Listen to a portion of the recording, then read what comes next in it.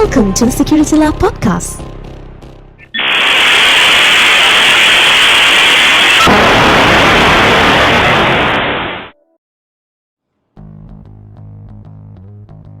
So there is a hack that's happening right now, or maybe has it happened? Is it in the past tense? The reason why I'm using present tense is because the hack may still be ongoing because it's the most pervasive attack which I have seen so far. And I'm not a cybersecurity expert, but there are so many companies that are involved and apparently impacted by this particular hack called Solarwinds.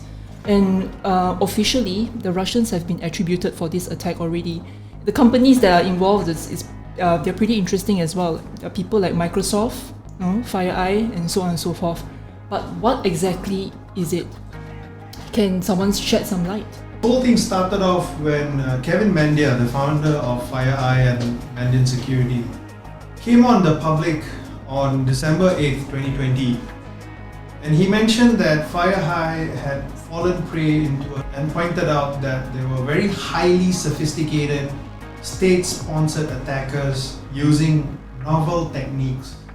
For those novel techniques means extremely new and undiscovered techniques. And this is very interesting because FireEye is a company that's built the products and solutions around detecting these attacks.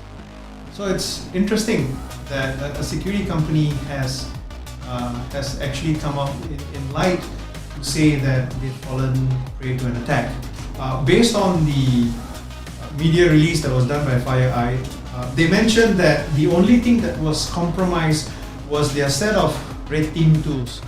So for those who are familiar with the red team terminology, essentially these are tools that are used to penetrate or even hack into organizations.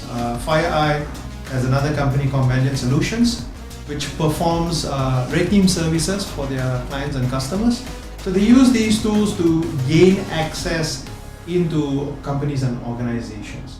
So these tools were obtained by the attackers, and one of the things that I laud FireEye was that they were very quick enough to release information about these tools, indicators of compromise or IOCs, and how to detect if these tools were actually used in an attack against any organizations. So did only FireEye get affected by this? No. This attack was rather interesting because right after FireEye made that announcement, a few other organizations came up and said we are actively investigating, and one of the organizations that were even involved and was somewhat breached was Microsoft. I mean, you would imagine the world's biggest organization who has a dedicated security team actually had fallen prey to this. So this attack was not something that's just isolated or separate, but it seems that a lot of other organizations are being involved. And as we look more towards timeline, it started off with FireEye. FireEye got penetrated and they issued the notification. A joint investigation was taken place together with Federal Bureau of Investigations FBI and also Microsoft. And Microsoft eventually identified that they were somewhat also penetrated. They released information about the attack. And eventually it led to a company called Solarwinds. I'm quite familiar with Solarwinds because during my days in the telecommunications, we used a software called WhatsApp Gold to monitor lease line availabilities. So it's an annoying piece of software because every time a lease line goes down, you hear this blaring alarm, and that's how we know that a particular link was down. The software was quite good. We were very happy with the solution, and these were softwares that are used to identify whether something's wrong with your network. So these were called network management softwares. So we went to make sure that servers are up, your switches are up, your network's up, and that tells you an idea of how healthy or resilient your infrastructure is. You know what's interesting, Doc, Nigel, and Prof? It's like when I read the news, almost SolarWinds features a lot in my news these days. And the more I read about it, I see that investigations are going on. And from these investigations, it seems to be that the longer these investigations carry on, the more interesting information is being found out. Like for example, it may not have originated from FireEye. Many more organizations may have been compromised, and I think more tools than what was mentioned are actually involved and have been compromised. Yeah, in fact, I was curious also. I mean, I was just wondering how exactly does this whole attack, I mean, how did it actually take place? What exactly happened? So we start off with a piece of legitimate software that was produced by Solarwinds called the Solarwinds Orion. What happened was a component within this software had a backdoor in it. This component was digitally signed by Solarwinds, which means this software is confirmed to be produced by Solarwinds. This piece of software is installed in all of other SolarWinds customers. What happened was someone had performed a supply chain attack and through that gained access to all the other environments. So if we look at the analogy of the attack, first it was FireEye and then it was Microsoft. Eventually it was identified that a backdoor called Sunburst, which originated within the SolarWinds software, had caused this problem. So when we analyze further about this incident, what had happened was the attacker managed to gain access into the build environment of SolarWinds. So the build environment is the infrastructure which compiles and converts the source code of the SolarWinds application into the binaries that are eventually used to run in the system. So the build system compiles and converts it from a text format, which is the source code, into the binary format, and the attackers managed to gain access into the infrastructure that does this conversion, inserted their code into this environment, and when this ready product is produced, it had the digital signature which SolarWinds had put into the binary so that an end user can identify if the software originated from SolarWinds or had a malicious version of software. So in this case, SolarWinds as an organization was penetrated. Attackers got access into the build environment, injected their code. The build was completed and deployed, and the customers of SolarWinds, not knowing anything better, downloaded that piece of software, installed it, which created an opportunity for the attacker to then access their infrastructure. You know what's interesting in this whole conundrum is that we have two organizations that are core in security. And what's interesting about the situation is that they weren't able to detect it. If we looked at reports from FireEye, they mentioned that they found out about the situation because they had a third-party solution called Duo Security, which managed their two-factor authentication tokens. The Duo Security platform emailed the security team informing that a particular user wanting to change their token, and when they checked with that particular user, they realized that this was not a legitimate request, even though the request was authenticated, which means that the person who made the request had the username and passwords of this individual. I don't know, it's mind-boggling for me to think that you sell a security solution. The solution is meant to be able to detect these kind of issues, and yet you manage to only see it when you have a third-party component that then tells you, hey, you have something wrong, go and check. And one thing I'd like to say is that it's a good job done by FireEye security team, because today, talk to any security team, they will tell you that the number of alerts they get is just too much. It's to a point where you are in alert hell, and the only thing you do is another alert, you drag it down to the recycling bin and you move on to the next one. So it's really a good job that's done by FireEye to detect it, but the question that remains in my head is that how could they have missed it? And the bigger question is, when Microsoft saw it, how did they miss it as well? Because they are no different in this arena. They also produce advanced threat protection software which should have told them, hey, something's wrong, you better detect it. when we looked at some of these reports, it highlights that the attacker was in the network as early as March 2020. So there's a whole load of time that the attackers took before they could actually move anywhere.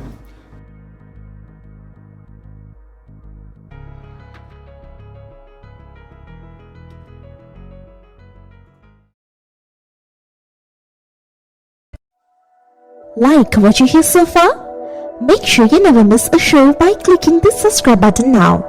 This podcast is made possible by listeners like you. Thank you for your support. Now, back to the show. What a scary thought, Doc. Now, it's interesting you mentioned that this is a supply chain attack. Over the years, I have heard a lot of attention being placed on securing the supply chain. And this very incident is just a glaring example of why we should put more attention into this. Okay? And based on what you have described to us, it seems to me that there is a very detailed and well-orchestrated target and the victims were targeted with precision and very sophisticated measures. So going on from this, would you say that this is a signal that existing cybersecurity measures are weakening? I wouldn't say that existing cybersecurity measures are weakening. I would put it the other way around. I would say that there's so many moving parts that no one has a grasp of what's actually happening. So there's a few things that actually made this attack possible. Number one, the attackers got access into a piece of software that's put in a highly privileged environment. What I mean by highly privileged environment is that this is a network management software, which means number one, you give it a whole load of permissions, or for some they may even give it unrestricted permissions in order for software to run. That's the first problem. Secondly, it's by default trusted. You have to trust this particular software in order for it to do its work so that you can monitor your systems and infrastructure. Thirdly, it's both opportunity as well as targeted. Opportunity in the sense that anyone who's installed this Trojanized software have also fallen victim. So rather than attacking individual organizations, I disrupt a supply chain, and that creates a whole lot of opportunity for me to attack other organizations. Let me give you a simple example. There's an open source component called OpenSSL, which is the primary library used for securing communications, cryptography, SSL, TLS, secure socket layer, and transport layer security protocols. If I, as an attacker, am able to Trojanize or put a backdoor on that software, I would comfortably say that 85 to 90% of software that uses secure socket layer, that uses transport layer security is compromised. The minute you establish a connection, I have a vulnerability up and out. So to put it simply, what would be the main target of this attack? Is it data or destruction of data or core systems? At this point, we don't know what their intentions are. But what we do know is that based on how they have orchestrated themselves, they were just looking at establishing more foothold. If we look at FireEye's example, they managed to get the red team tools. Whether they got access to any other investigation paper FireEye may have against that particular attacker, we don't know. So, in a way, I'm observing the observer. FireEye is an organization that observes all these nation-state attackers. They may have files that are published, they may have files that are unpublished. So if an attacker gains access to organizations like this, not just FireEye, CrowdStrike, Cyborg, anyone who does these kind of work, then the question is, I now have access to know what intelligence you have on me. So I would know how much you have mapped me as an attacker, and that gives me leverage. Because then, if I know that certain of my tradecraft is compromised, I can now go in, change it so that it becomes undetectable again. So given the sophistication of this attack, And since it's so complex, there have been attributions to nation states and especially Russia. In fact, recently there have been some ties or some reports saying that JetBrains, which is a Russian company, is also part of this whole attack. So why exactly Russia, and what kind of leads people to say that, or what leads SolarWinds in this case to say that it was Russia? Do we have any evidence or anything that supports this? In the past weeks, the official who spoke on the matter attributed the attacks to the Russians. However, only attribution was made, but no mention of how the attribution came about or where they derived the conclusion from. FireEye did not link the activity to any particular group, and hence giving them the name UNC2452. Volexity published an article and attributed the report to a group named Dark Halo. Moscow-based Kaspersky indicated that the Sunburst backdoor had several features that overlapped with the Kazua.net backdoor. Kazua was tentatively linked to Terla APT Group in 2017 by Palo Alto. Kaspersky's confirmed that Kazua was used together with other Terla tools during multiple breaches in the past year. The Estonian Foreign Intelligence Services in 2018 International Security and Estonia report links Terla to the Russian Security Services, aka FSB. Well, if you look at it in totality, based on the findings that we have here, we can safely conclude that between medium to high confidence, the attackers are most probably Russian, with links to existing Terla and FSB groups. Leveraging knowledge on the adversaries in this case, I think it requires a very strong feedback mechanism that can provide solid evidence to point out who and what is responsible for this attack. So in this case, do you think the issue of locality has an impact, or does it in any way affect the attacks? Sorry, locality in what sense? Location. Where companies are located, based? Well, since this is a primarily supply chain attack, I guess the victims are more of opportunity because you're lucky you get into large organizations because you're disrupting the supply chain. It became big because a company that's known for cybersecurity is hit and they were out to lift their hands and say, I got hit and we're still investigating about it. This is what we know so far and this is what's happening. And I guess it triggered a chain of events because they would contact their respective law enforcement agencies. The law enforcement agencies would coordinate these kind of investigations among their peers. That's why Microsoft got involved and eventually pinned it down to SolarWinds, and the investigation is actually still going on. So I guess the reason why it flared up a bit is due to the fact that it started off in the US and a lot of other US companies are involved. There is still a high level of chance that this attack may in fact affect other organizations, primarily those who use SolarWinds Orion version that was Trojan. Okay, according to the news I'm reading now, around 18,000 SolarWinds customers installed the tainted update, and they have, of course, been compromised. Well, what's important for all the customers of SolarWinds is to immediately download the latest clean version of the SolarWinds Orion software and install it in order for them to eradicate. They should also run a compromise assessment to see if they have identified anyone lurking around their networks, any suspicious activities, to check and see if there's any irregularities that's going on. The network management software typically is within the environment, but there may be some organizations that may open up or the IP address may be available in public in order for them to manage the environment. So these kind of installations are in a very high risk through a company called Grey Noise, which looks at internet noise. They've identified that there's a spike of system scan for Orion vulnerabilities. So these companies would definitely be affected. They should immediately, if possible, take these machines off the internet, patch it, and do a compromise assessment. So part of this attack, Microsoft was also affected. And in fact, there were some reports that said Microsoft source code is out there, was kind of compromised. Microsoft in a way downplayed this, saying that it didn't really affect them. What do you think? In this case, from what I'm reading in all the press release that was out, it was only a small environment that had this software and that was affected.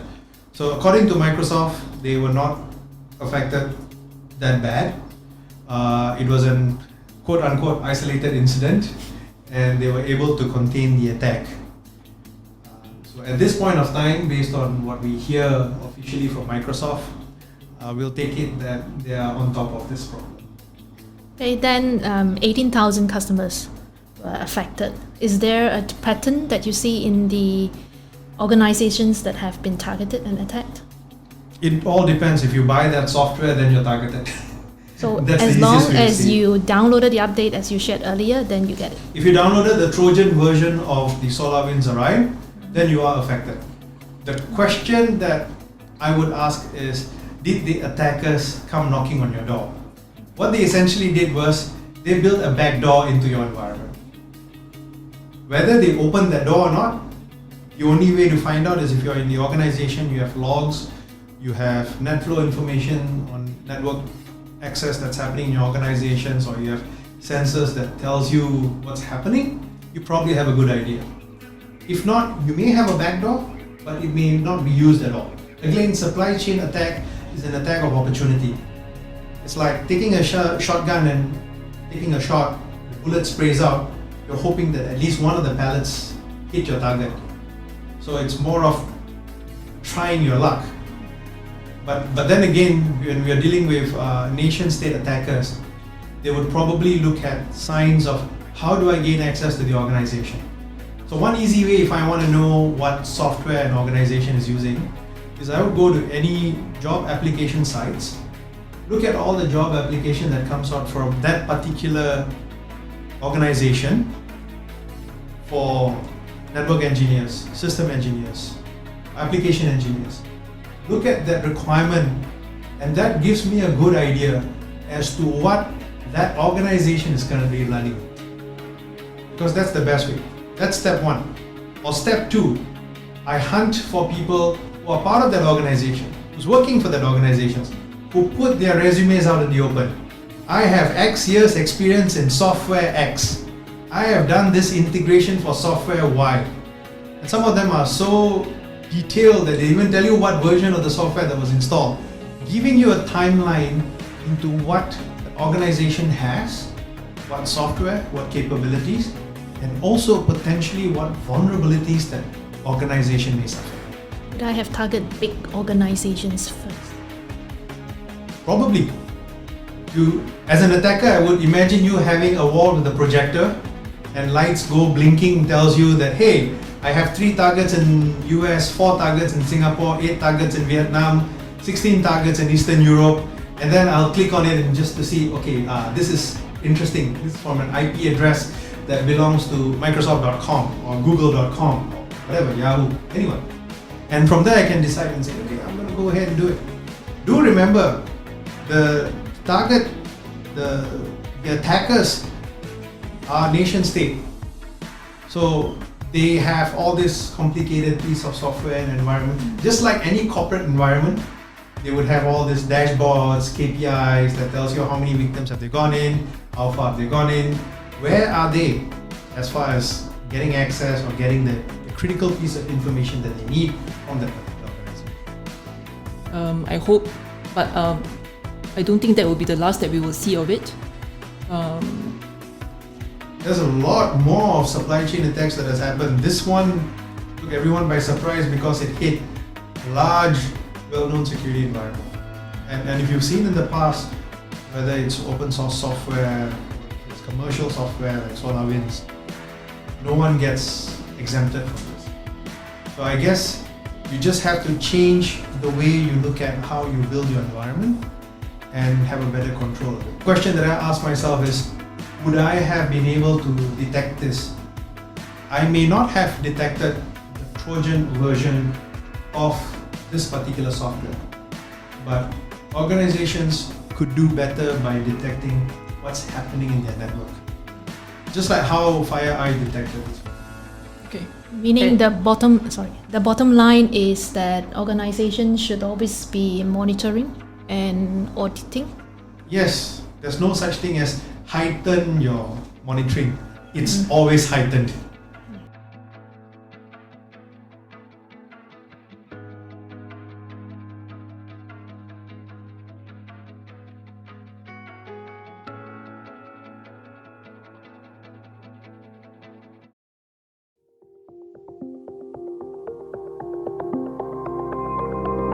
Thanks for joining us this week on Security Lab.